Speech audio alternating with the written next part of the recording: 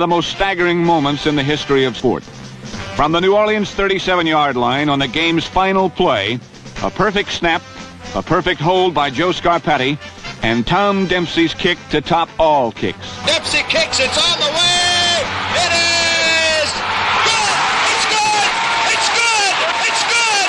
The Saints have won! The Saints have won!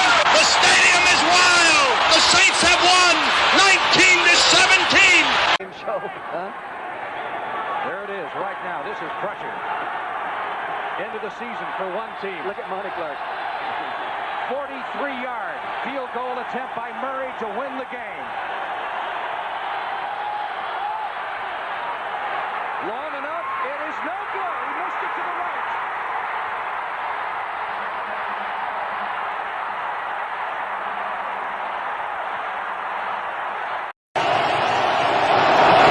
On its way. It bounces off the crossbar, and it's good! Oh my goodness! Oh my goodness! Get far enough down the field. Rodgers in trouble. It's going to get there. He turned 32 yesterday. Does he have a vintage moment in him? In the end zone, it is caught for the win! Isolated with Zachary Bowman. Blitz coming. They throw it up to Johnson. Into the corner. Touchdown! Of the catch. It is an incomplete pass. It will be third down, Detroit. Here's the call. After review, the ruling on the field stands. It is an incomplete pass. See what the call is. I just couldn't tell if there was contact. There was a little bit of a grab. There was a little bit of contact in the Pass interference, number 59. Defense, automatic first down. It's a huge call. A huge call.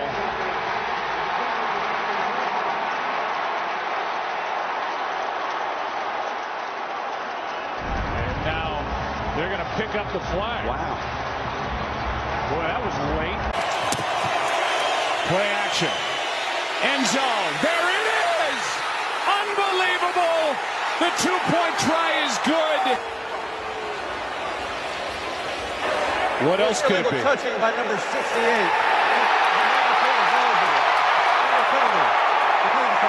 So the call is an illegal touch. I think. Third and a long yard, and they're going to throw. Stafford complete. Calvin Johnson to the end zone, fumbles it, and it goes out of bounds. It'll be a touchback if he didn't break the play. And it's ruled a touchback. Here's Purdy with a lot of time. Steps into one. Launching deep, going for Brandon Ayuk. It is. Oh, he caught it off the rim. Bounce and catch to Ayuk. Yeah, Phil Gore did a nice job. He cut off the receiver. In 1971, the Detroit Lions were playing the Chicago Bears. Wide receiver Chuck Hughes suddenly fell to the turf, clutching his chest. At first, players thought it was a normal injury, but moments later, Hughes was gone. They got the last one right, but they certainly got the previous one dead-ass wrong. Like, the defensive guy on the St. Brown touchdown, he's the guy that initiated the contact. Right here on Tesla. He initiated the contact. This is an awful call. And unfortunately, it cost the Lions a win here and probably a playoff spot. So this is atrocious, right? From Michigan State is going to come into the Silverdome. Paul Edinger, 54-yard field goal. Good! Good! The Bears win. The Lions are gone.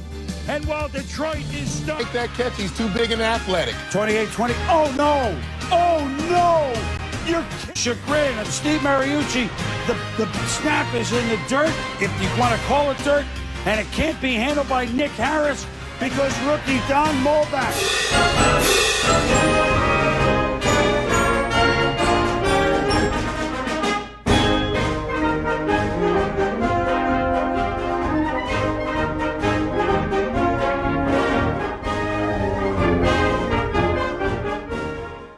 Hello, Detroit Lions fans. Welcome to my podcast, Detroit Lions Tortured Fans.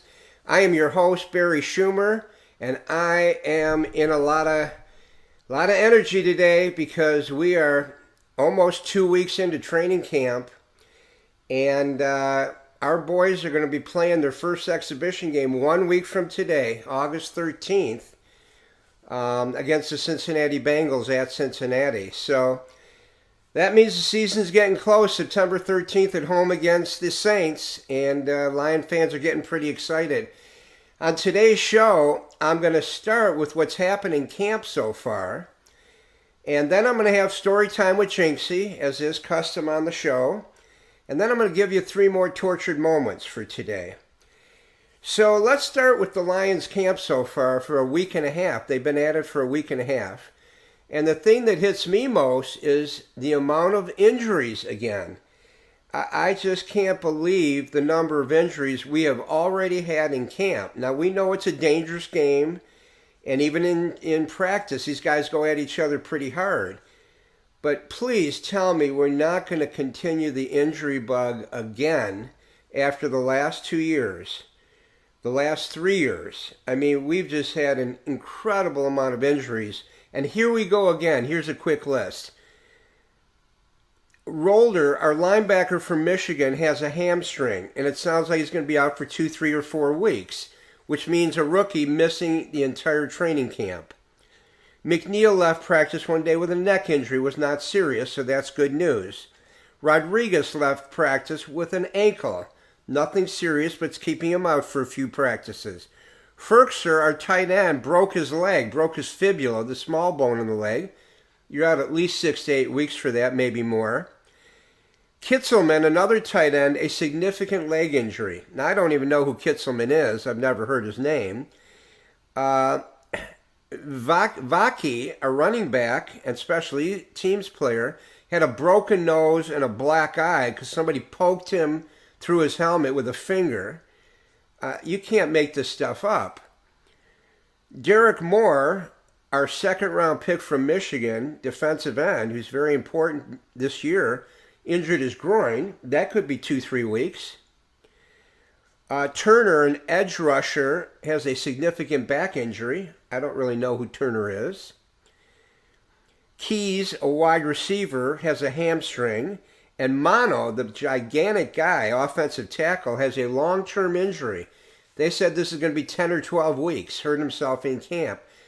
They're saying he also might have had an undisclosed injury in the spring that they just became aware of. So I'm not sure what's going on with that. But he had a chance to do get some serious time this year, and he's gone for at least the first couple months of the season. Joseph and Branch, our star safeties, are on the PUP list, physically unable to perform. We knew Joseph has his knee that could be career-ending. And to me, if it hasn't healed in 8 months since the end of last year, it's not going to heal. So I don't think we're going to be able to use Joseph. I mean, I heard an interview with him. He said that if God intends him to play, then he's going to play. I've got some bad news for Kirby. I don't think God intends him to play. Branch, recovering from the Achilles, he's a little bit ahead of schedule. They say he's making cuts and able to run, but they weren't counting on him till like October. Maybe he gets back by the end of September. All this in a week or a week and a half. So it begs the question again, fans. Are our Lions a jinxed organization? Is the curse of Bobby Lane still intact? Again, he asked for either 50 or 100-year curse on the team. We tried to get rid of the curse 4 years ago in the end zone of Ford Field with Peyton Manning and the star from Hollywood, Jeff, I forget his last name, the actor from Hollywood from Chelsea, Michigan. Anyway, they mixed a brew in the bathtub, and I'm not sure it's worked based on how training camp's gone the first week and a half, but we'll see. We'll see. Now, it's time for story time with Jinxie, and I'm going to bring Jinxie off the bench now. He has been working very, very hard in training camp. Haven't you, Jinxie? Yeah, you have. I know you're sleeping good these nights, for sure. And are you getting excited about the season starting September 13th? I know you are. We are all. The Lion fans are pumped. I don't know why I'm thinking this after just having a story about are we still jinxed, that I feel that we're going to win the Super Bowl this year. Am I crazy, Jinxie? Maybe I am. I don't know. One of the national sports guys just predicted the Lions are going 14-3 this year. Wow. My prediction and your prediction was 13-4, which is going out there on a limb pretty good. Anyway, I've got a couple stories for you today, Jinxie, okay? Are you excited to hear the stories about the Lions? Yes, you are. Okay, so the first story has to do with our general manager, Matt Millen, who was the worst general manager probably in the history of professional sports, not just football. Back when he was the GM, he's sitting in his office one day, Jinxie, and the head scout comes into his office. Millen is reading the newspaper. So he pokes his head out of the newspaper and says, "What do you want?" The scout says to him, "Matt, I think we have a chance to get Drew Brees." And Millen says to him, "No, I'm good with Joey Harrington and McMahon as a backup." Wow, Jinxie, we had a chance to get Drew Brees, and Millen said, "No, thank you." Now that's sort of an I don't believe it moment, don't you think, Jinxie? Yeah, he really made a bad call there. Drew Brees, who goes on to win a Super Bowl with the New Orleans Saints and become the second leading quarterback in NFL history for yards passed behind Tom Brady. Yeah, I think Millen really blew that one. So that was an interesting story today. The other story has to do with in 1993, our general manager was Chuck Schmidt,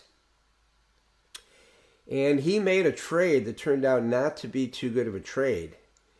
And I understand why our GM today does not want to trade a first-round draft choice after you hear the story about Chuck Schmidt in 1993. We traded our first and fourth round picks that year to the New Orleans Saints for Pat Swilling, who was a very good linebacker, defensive end.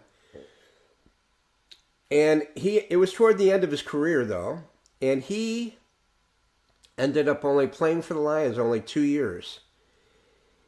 And who did the Saints pick with that first-round draft pick? The 8th pick overall in the draft? Willie Rolfe. Jinxie, they got Willie Rolfe, one of the greatest offensive linemen to ever play in the NFL. So that was a pretty bad trade, Jinxie. What do you think? Was that a bad trade? It sure was. It sure was. And Chuck Schmidt was not a very good GM, but he looked like an all-star compared to Matt Millen. We've had some doozies, and if you want to throw in Russ Thomas, we're really talking about general managers who failed. So, and I do remember the name of that star that tried to get the jinx off the Lions was Jeff Daniels from Chelsea, Michigan. Anyway, that is story time with Jinxie, but I've got one more story for you, Jinxie, before you go back on the bench today. In the 1970s, the Minnesota Vikings absolutely tortured Lion fans and tortured your boys in the Honolulu Blue and Silver. They beat us 13 straight games in the 1970s. This was the team that Fran Tarkenton, the famous quarterback for the Vikings, was on. The Purple People Eaters, they had an amazing defensive line. I remember Marshall was one of the guys. And the Vikings found every possible way to beat the Lions. I mean, torturous ways to beat the Lions. They would block a punt and return it for a touchdown. They would block a field goal in the last seconds of the game to win the game. They would have an interception, a pick six, and return it and win the game. Lion fans absolutely lost their minds during a lot of those Minnesota games. And, I mean, what can you say? Now, we beat the Vikings fairly regularly. They're not as good a team as they used to be back then. But, Jinxie, those are the three stories I want you to hear today. And I'm proud of you, Jinxie. You're really working hard. I think you're going to make the team, Jinxie. I think you're going to make the team. So you keep your chin up. And we're going to see what happens over the next week. You're ready for the first exhibition game next Thursday, 1 week from today. I guess that's August 14th would be. No, it's August 13th. August 13th at Cincinnati.